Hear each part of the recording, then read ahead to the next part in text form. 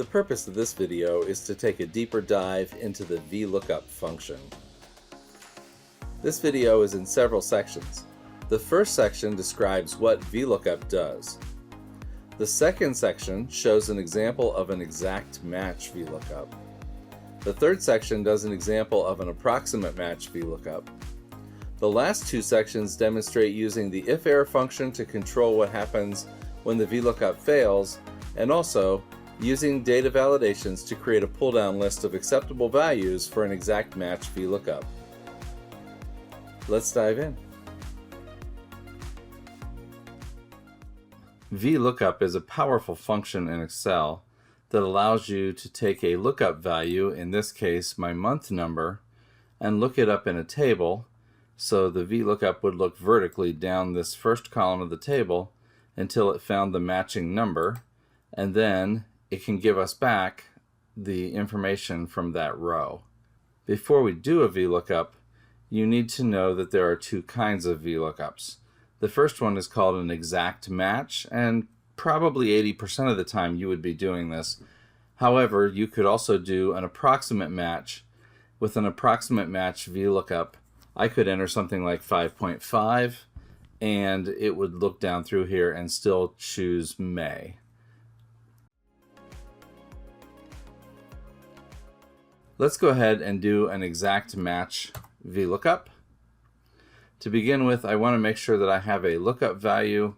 Let's put 11 for November in the month.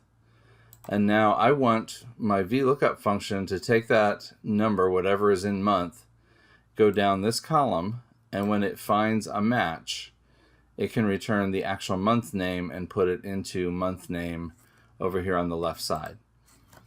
I'll start by typing my equal sign and then the name of the function, which in this case is Vlookup, and then I'll open a parenthesis. The first thing it wants is the lookup value. The lookup value is the number that we are looking up in the table. So I'll go ahead and click on, in this case, my month, which is C3, and then hit comma. The table array that I want to look that value up in is over here, and I'm just going to select that table. At this point, it's just a range. It's not actually a named table, and you can do a Vlookup against a range or against a named table, or you can use a named range.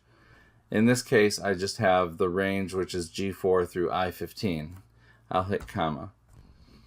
The next thing it wants is the column index number, and the way you determine that is you start counting columns that are in the selected range. So my first column, or my number 1 column, would be the month number. My number 2 column would be the month name, and the 3 column would be month abbreviation. And here's a tip. If you're not sure what column to use, just use the number 2. If that's not right, you can always come back into your formula and change it, but it should at least get you a result. And then for an exact match, I need false. If you're not sure what to do in your Vlookup, you can almost always do 2 and false and get something back, and then you can fix it if it's not right. Let me hit enter, and you can see that it took my month number, it went down into the table, it found the month number matching 11, and it pulled back my month name. Neat. What if I want to use a named range? I'm going to go ahead and select this range, and then I'm going to go up to the name box and type in the name months, and I'll hit enter. And from my perspective, this is actually a little bit easier way to do Vlookup, is if you name your range first.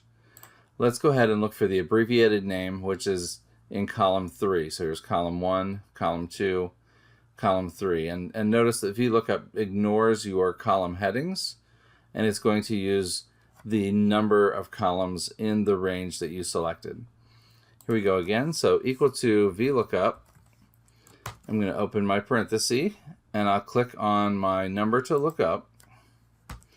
Then I'm going to enter the name of the range that I've just entered. And as I start to type, you'll see that it gives me options, and here's months.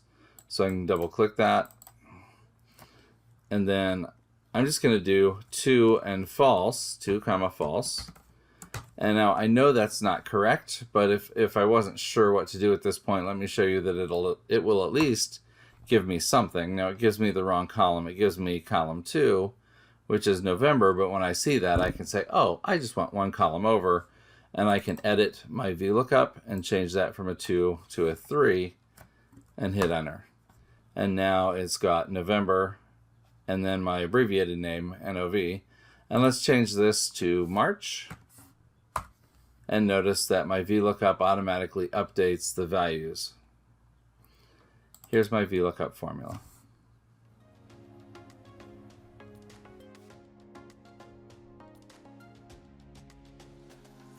What if somebody enters a partial month? For example, it's the 15th of March, so they enter 3.5.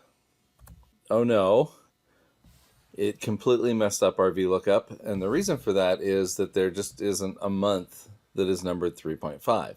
However, an approximate match VLOOKUP can help here.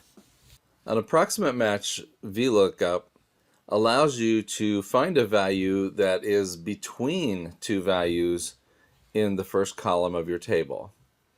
For this to work, the first column has to be sorted in ascending or smallest to largest order. And then what would happen is that it would take the lookup value, in this case 3.5, and it would start down the column. And when it finds a value that is larger than the lookup value, so 4 is larger than 3.5, it says, I can't do that one. I have to do the last value before that, which in this case would be 3. Another way of saying that is, it will take this lookup value and it will find the largest possible number in this first column without going over the lookup value. So here we are in, if I took the 3.5, it's bigger than 1, it's bigger than 2, it's bigger than 3. It is not bigger than 4, so it would fall back to row 3 and pick up the information which we want, which is March and the abbreviation MAR. Let's modify our formula for the month name so that you can see what this looks like. So I'm going to double click on that formula, and I don't have to change anything at all in the formula except the last parameter, which is currently false, and I'm going to just change that to true for approximate match. And notice that now it will handle this 3.5 instead of just the number 3. You can see the abbreviated name is not working yet, but if I come back in here, I again can modify that. Just to make sure that it's clear what's happening, I'm going to go ahead and just replace this formula so you can see me entering the full formula for an approximate match. So I'm going to type equal to VLOOKUP and then open a parenthesis. My lookup value is C3, which is the 3.5. I'll hit a comma. My table array is all of my data. So I'll select it all. Or I could have typed months. The column index that I want back is the third one. So if I'm counting, month is my first column, month name is my second column, month abbreviation is the third column, and I want the third column. I'll hit comma. And this time I want an approximate match, not an exact match. So I will type true and close my parenthesis. So here is the formula for an approximate match.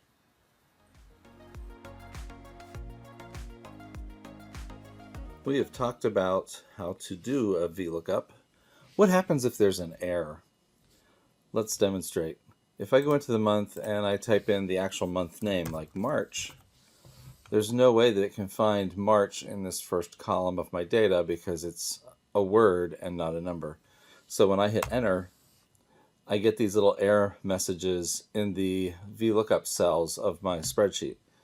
And you know it's an error because it starts with a hashtag. It's like hashtag NA, which tells me that it can't find what it was supposed to look up. One way that we can deal with this is we can use the IFERROR function to provide a more useful message than just hashtag NA.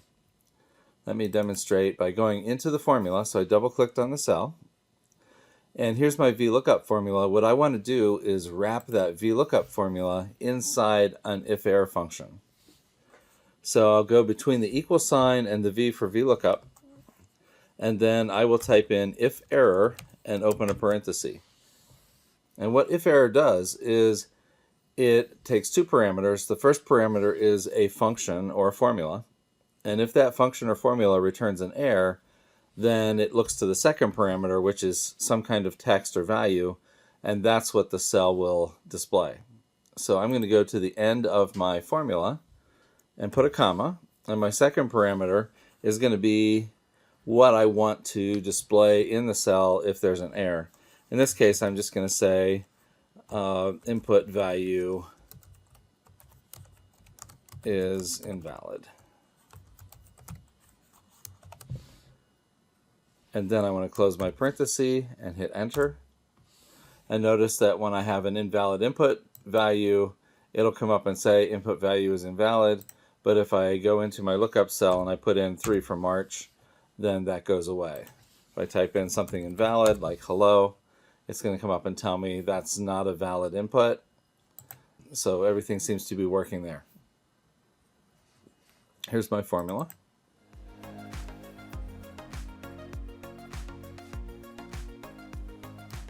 Another way that we can control what's happening is we can use data validations to make sure that we get useful values in our lookup cell.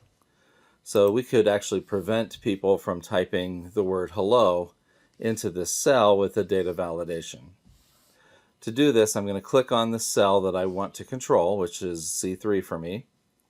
Then I'm going to go to the Data tab, and then from there, I'm going to go into my data validations, which is this little icon right here.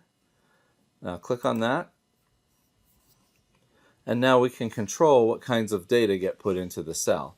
So here where it says allow, instead of any value, I'm going to say we want to have a number, and we could actually say we want a whole number, which means it's going to be a number like 1, 2, 3, 4, 5, and not 3.15 or 3.5.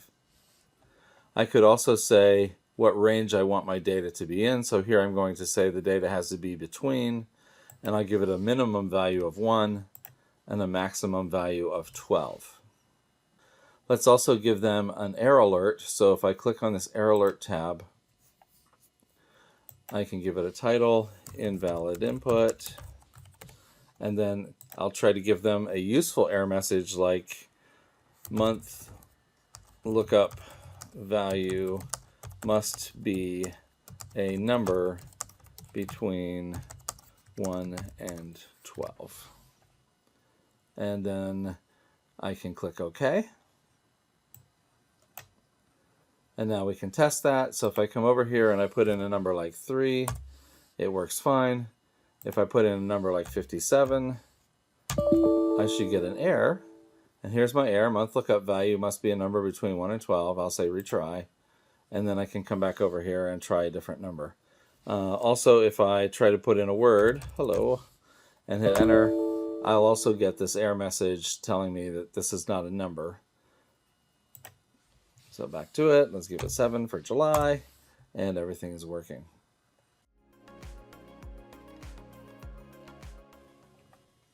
Another interesting way of controlling what values are put into the cell is to use a pull down or a drop down list. And this also happens using data validations. To do this, I first need to create a list of valid values, and these values in this case will be numbers, but this will also work with words or text. I'm going to choose a new sheet, so I'm going to click down here on the new sheet tab, and inside the sheet I'm going to create a range of numbers. So I'm just going to start typing 1, 2, 3, 4, 5, and we could use the fill handle or the autofill to finish counting to 12. So here's my range of valid values that I'm going to select from. Now I want to use the name box to name that range. I'll go up to the name box and type in valid months.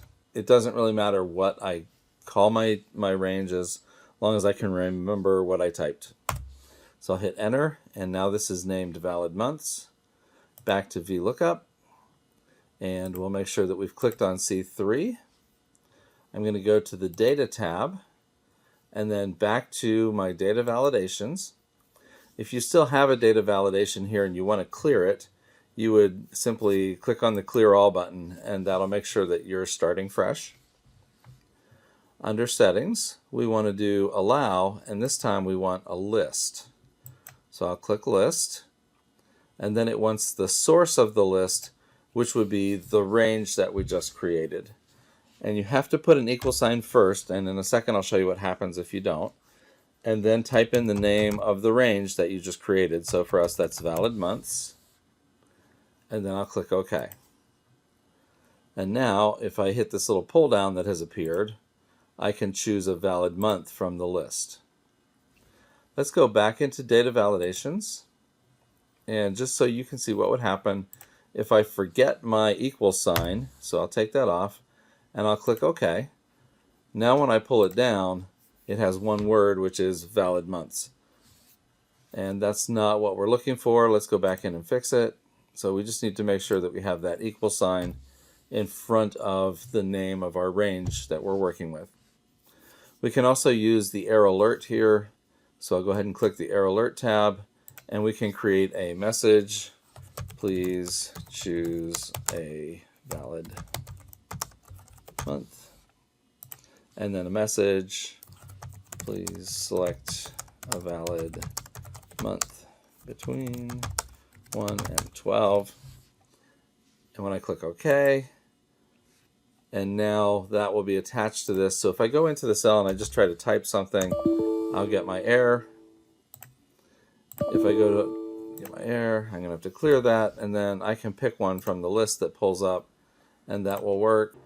And as long as I stay in the list, I can't mess it up. But obviously if I type something else, then it will yell at me. Thanks for joining me for this deep dive into VLOOKUP. I hope this was helpful for you. Please feel free to leave comments and questions.